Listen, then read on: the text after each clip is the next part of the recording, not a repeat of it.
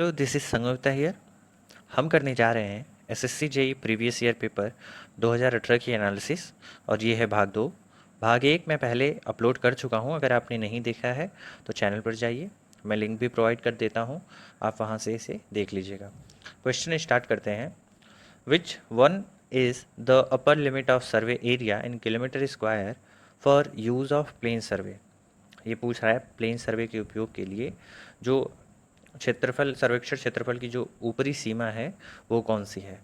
250, 300, 350, 450। तो जैसा कि हम जानते हैं ये सीमा कितनी होती है? 250 किलोमीटर स्क्वायर। कहीं कहीं बुक में आपको ये 260 किलोमीटर स्क्वायर भी करके मिलेगा। Okay, now we move to the next question. Which one is smallest scale? तो ऑप्शन जैसा कि आप देख रहे हैं, तो स्मॉलेस्ट स्केल हमें कैसे पता चलता है? देखिए, जो हर वाला पोर्शन है जिसका सबसे ज़्यादा वैल्यू रहेगी हर वाले पोर्शन की, वो वाला स्केल मेरा सबसे स्मॉलेस्ट स्केल होगा। ये इसकी पहचान है। ठीक है, now we move to the next question. A line of true length 398 metre when measured by a chain of 20 meter, chain is recorded to be 400 meter. What is the actual length of chain? देखो, कोई place है जहाँ की जो true length है वो है 398 metre, लेकिन हम मान रहे हैं कि एक चेन है हमारे पास जिससे हम चेनिंग कर रहे थे, वो 20 मीटर की है, उसकी स्टैंडर्ड लेंथ 20 मीटर है और उसके हिसाब से जो हमने नापा है वो 400 मीटर है। ठीक है, यानी जो मेजर्ड लेंथ है वो 400 मीटर है। ओके, तो हमसे पूछ रहा है कि एक्चुअल लेंथ क्या होगा। तो हम सॉल्यूशन देखते हैं। जैसा कि हम यहाँ पे लिख चुके हैं, standard length chain length into actual distance is equal to actual chain length into measure length. Okay, तो स्टैंडर्ड चेन लेंथ कितना है? 20। एक्चुअल डिस्टेंस जो मेज़र हुआ है वो है कितना, और जो एक्चुअल डिस्टेंस है जो हमें पहले से पता है वो 398 है।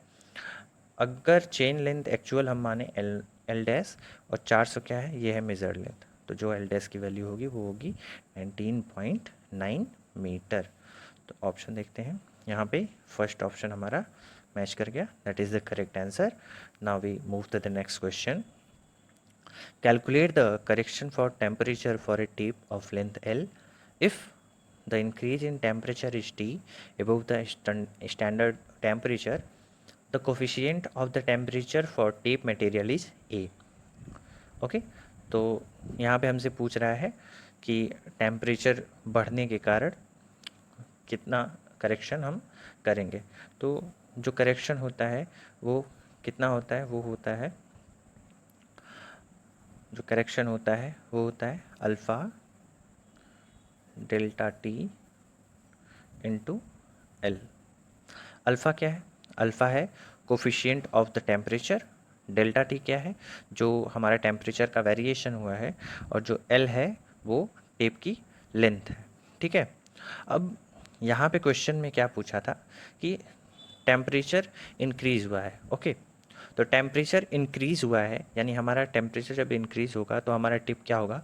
वो बढ़ जाएगा। तो टेप का जब लेंथ बढ़ जाता है, ओके, तो वो जो डिस्टेंस मापता है वो एक्चुअल से कम नापता है। ठीक है, यानी क्या हमारी जो एरर होगी वो कैसी होगी? नेगेटिव एरर होगी। और करेक्शन कैसा होगा? पॉजिटिव करेक्शन होगा। तो हमें मिलेगा पॉजिटिव करेक्शन। और यहाँ पे जो कोफिशिएंट ऑफ टेम्परेचर उसको दिखाया है ए से, जो कि मैंने यहाँ अल्फ़ा से दिखाया है, और यहाँ डेल्टा टी और एल। तो देखते हैं, ऑप्शन नंबर थर्ड मैच कर गया, that is the correct answer. Okay, now we move to the next question. What is the correct sequence of temporary adjustment of level? ये पूछ रहा है कि लेवल के टेम्पररी एडजस्टमेंट का जो करेंट्स जो करेक्ट सीक्वेंस है वो क्या है? तो जो करेक्ट सीक्वेंस होता है वो होता है, सबसे पहले हम क्या करते हैं? सबसे पहले हम सेटिंग करते हैं। सेटिंग के बाद क्या करेंगे? सेंटरिंग करेंगे। ओके, फिर उसके बाद हम लेवलिंग करेंगे। That means option number third is the correct answer. Now we move to the next question. The value of whole circle bearing vary from. जो WCB में वैल्यू होती है वो कहाँ से कहाँ तक में वेरी करती है? तो वो वेरी करती है 0 से 360 डिग्री। जो प्रिज्मेटिक कंपास होता है वो किस पे बना होता है, WCB पे बना होता है। ओके, ठीक है, साउथ पे, यहाँ पे साउथ और यहाँ पे नॉर्थ डोनेट होता है। तो साउथ पे एक क्वेश्चन हमसे पूछता है कि जीरो कहाँ पे डिनोट किया जाता है, जीरो जो डिनोट किया जाता है वो साउथ पे डिनोट किया जाता है। Okay, now we move to the next question. Which of the following statement is correct for proper adjustment of theodolite. ये पूछ रहा है थियोडोलाइट की प्रॉपर एडजस्टमेंट के लिए कौन सा स्टेटमेंट सही है। जैसा कि हम जानते हैं कि एडजस्टमेंट के लिए हम कुछ फंडामेंटल एक्सिस मान लेते हैं और उन एक्सिस के आपस में एंगल, ठीक है, उनकी लोकेशन के रेफरेंस में हम लोग पता करते हैं कि हाँ ये प्रॉपर एडजस्ट है। ठीक है, तो कब हम बोलेंगे कि ये प्रॉपर एडजस्टमेंट है, axis of plate level is perpendicular to horizontal axis. ठीक है, नहीं ये नहीं हो सकता। ठीक है, line of collimation is perpendicular to horizontal axis. Okay, तो ये कुछ सही लग रहा है, ये ऑप्शन सही लग रहा है, सेकंड ऑप्शन ये हमारा करेक्ट आंसर है। अदर ऑप्शन देख लेते हैं। Line of collimation is parallel to the vertical axis, बिल्कुल नहीं, ये करेक्ट आंसर नहीं है, ऐसा कुछ नहीं रूल है। Line of collimation is perpendicular to the vertical axis, ये भी कोई रूल नहीं, यानी हमारा सेकंड जो ऑप्शन है वही वाला करेक्ट है। ये सारे थियरीज़ हैं, ये आपको तभी पता चलेंगे जब आप बुक पढ़ेंगे, इसमें कोई भी कॉन्सेप्ट नहीं है, ये केवल याद करने वाली चीज़ें हैं। ठीक है, now we move to the next question. Which of the following are correct for sensitivity of bubble tube?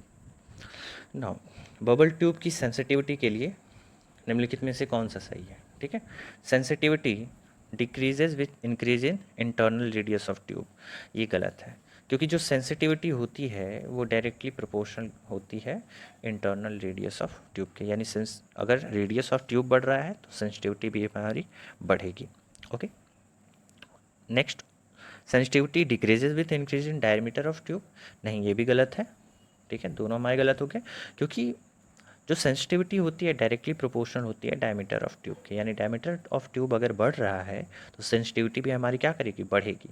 Now next question, sensitivity increases with decrease in length of tube, ये भी गलत है, क्योंकि डायरेक्टली प्रोपोर्शनल होती है length of tube के, जैसे जैसे लेंथ ऑफ ट्यूब बढ़ता जाता है वैसे वैसे हमारी सेंसिटिविटी भी बढ़ती है। Sensitivity increases with decrease in viscosity of liquid, no ये करेक्ट है। ओके, एक्चुअली होता क्या है, सेंसिटिव जब हमारा जो विस्कोसिटी होती है लिक्विड की जब डिक्रीज़ करती है तो हमारी जो सेंसिटिविटी होती है वो बढ़ जाती है, ये correct answer, fourth correct answer. Okay, now we move to the next question. Calculate the curvature correction if distance between the instrument and staff is 500 metre. Okay, हमें क्या निकालना है, कर्वेचर करेक्शन निकालना है। तो कर्वेचर करेक्शन कैसे निकालते थे, कर्वेचर करेक्शन हम लोग कैसे निकालते थे, ये सबसे पहले तो कर्वेचर करेक्शन पॉजिटिव होता है, नेगेटिव होता है, तो ये होता है नेगेटिव का 0.785 डी का होल स्क्वायर। ठीक है, डी किस में है, डी किलोमीटर में है। ओके, नाउ अगर हम इसको सॉल्व करते हैं तो ये हो जाएगा 0.785 इंटू 0.5 का होल स्क्वायर। जब हम सॉल्व करेंगे तो आंसर आएगा हमारा -0.0196, यानी हमारा सेकेंड ऑप्शन करेक्ट है। नेक्स्ट क्वेश्चन है, calculate the volume of earthwork using trapezoidal method if the cross section area of the three section of embankment at an interval of 20 metre, 40 square metre, 50 square metre and 80 square metre. Okay, तो इसने क्या बोला है, इसमें बोला है कि 20 metre के इंटरवल पर तीन क्रॉस सेक्शंस हैं जिनकी एरिया क्रमशः 40 स्क्वायर मीटर, 50 स्क्वायर मीटर और 80 स्क्वायर मीटर है, तो उनका हमें क्या निकालना है, उनका हमें वॉल्यूम निकालना है ट्रेपेजॉइडल मेथड से। तो कैसे निकालेंगे, यहाँ पे मैंने निकाल लिया है पहले से ही। ट्रेपेजॉइडल मेथड का फॉर्मूला ये होता है, हमें पता है, हम कल वाली वीडियो में डिस्कस कर चुके हैं। A1 40 metre square, A2 50 metre square, A3 80 metre square और जो D है वो 20 मीटर। तो यहाँ पे जब हम वैल्यू पुट करेंगे तो हमें आंसर मिलेगा कितना, 2200 metre cube. That is option number 3 is the correct answer. Now we should move to the next question. The dash soil transported by gravitational force. इसमें पूछ रहा है कि कौन सी ऐसी सॉइल है, उस सॉइल को क्या कहते हैं जो ग्रेविटेशनल फोर्स द्वारा कैरी करी जाती है। ठीक है, तो उसको क्या बोलते हैं हम लोग, उसको बोलते हैं colluvial soil. Okay, now we move to the next question. Which of the following is determined with the help of pycnometer. ये पूछ रहा है कि निम्नलिखित में से कौन पिक्नोमीटर की हेल्प से डिटरमाइन किया जाता है। तो हम जानते हैं पिक्नोमीटर की हेल्प से हम क्या क्या निकाल सकते हैं, हम निकाल सकते हैं वाटर कंटेंट और क्या निकाल सकते हैं, specific gravity. That means option number 3 is the correct answer. Now we move to the next question. The cell pressure and pore water pressure is increase from 0.1 newton per second square meter to 0.26 newton per square meter and 0.07 Newton per square meter to 0.19 Newton per square meter respectively in the triaxial test. The Scampton pore pressure parameter is given by। तो Scampton pore pressure parameter कैसे निकलेगा, ये निकलेगा B is equal to, अब देखो इन दोनों का difference कितना आ रहा है हमारे पास, इन दोनों का डिफरेंस हमारे पास आ रहा है, ये आ रहा है हमारा 0.07 माइनस 0.15 अपॉन, अब इन दोनों का डिफरेंस निकाल लेते हैं हम लोग, ये होता है 0.1 माइनस 0.26। ठीक है, अगर हम इसको सॉल्व करेंगे तो ये हमारी वैल्यू कितनी आ गई, 0.5। ये हमारा करेक्ट आंसर है, यानी ऑप्शन नंबर 3 हमारा करेक्ट आंसर है। Okay, now we move to the next question. Which one of the following shows time factor for 50 degree of consolidation। ठीक है, तो 50 डिग्री ऑफ कंसोलिडेशन के लिए हमें क्या निकालना है, टाइम फैक्टर की वैल्यू निकालनी है। तो यहाँ पे हम देखते हैं time factor when degree of consolidation is less than 60% होगा, तो उस कंडीशन में जो टीवी की वैल्यू होगी वो कितनी होगी, π/4 u% का होल स्क्वायर। ठीक है, तो यहाँ पे u% का होल स्क्वायर हम वैल्यू जब पुट करते हैं तो कितनी वैल्यू आएगी, 0.196, जो लगभग कितनी होगी 0.2 के। तो हम मैच कराते हैं, ये वाला ऑप्शन फर्स्ट हमारा मैच कर गया, that means option first is the correct answer. Now we move to the next question. Which one of the following is true about ideal fluid. ये पूछ रहा है आइडियल फ्लूइड के बारे में कौन सी सही है। तो हम जानते हैं आइडियल फ्लूइड क्या होता है, इनकम्प्रेसिबल होता है, नॉन विस्कस होता है। ओके, सरफेस टेंशन उसका 0 होता है, तो ऑप्शन नंबर 2 मैच कर गया। Now we move to the next question. The diameter of droplet is 0.075 mm।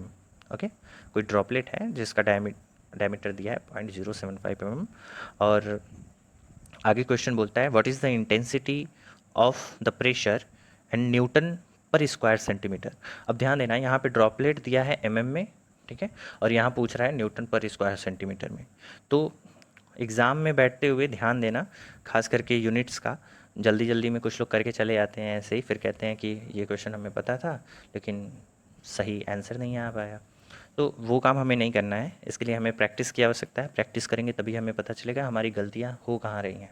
ठीक है, तो और क्या दिया है, और सरफेस टेंशन दिया है ये हमारा। ठीक है, तो हम इसे सॉल्व करते हैं।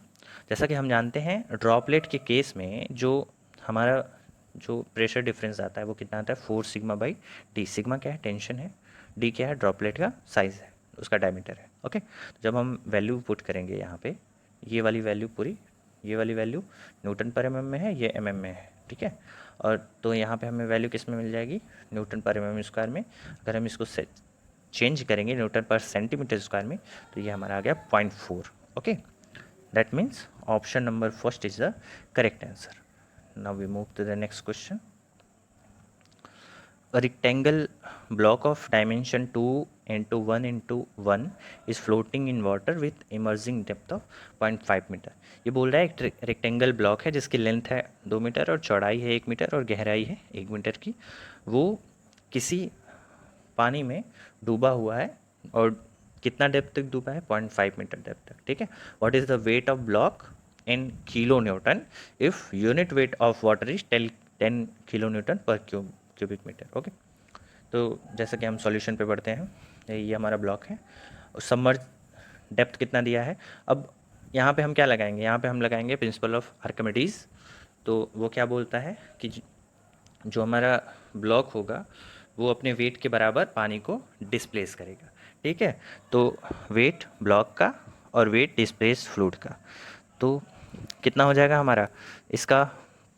अगर हम मानते हैं ये रो 1 इसकी डेंसिटी है, रो 2 इसकी है, और वॉल्यूम इसका ब्लॉक का पूरा V1 है और इसका वॉल्यूम है V2 जो कि डिस्प्लेस्ड पानी का वॉल्यूम है। तो यहाँ पे हम वैल्यू जब पुट करते हैं तो हमें रो 1 मिल जाता है 5 किलो न्यूटन पर मीटर स्क्वायर, और वेट ऑफ ब्लॉक कितना मिल जाएगा हमें, ये मिल जाएगा 10 kilo Newton. That means option number second is the correct answer. Okay, now we move to the next question. On which principal equation of continuity is based? ये पूछ रहा है कि continuity equation किस principle पर based होती है। तो continuity equation किस principle पर based होती है, ये होती है conservation of mass पर। That means option number second is the correct answer. Bernoulli theorem किस प्रिंसिपल पर बेस होती है, ये होती है कंजर्वेशन ऑफ एनर्जी पर। ठीक है, ओके,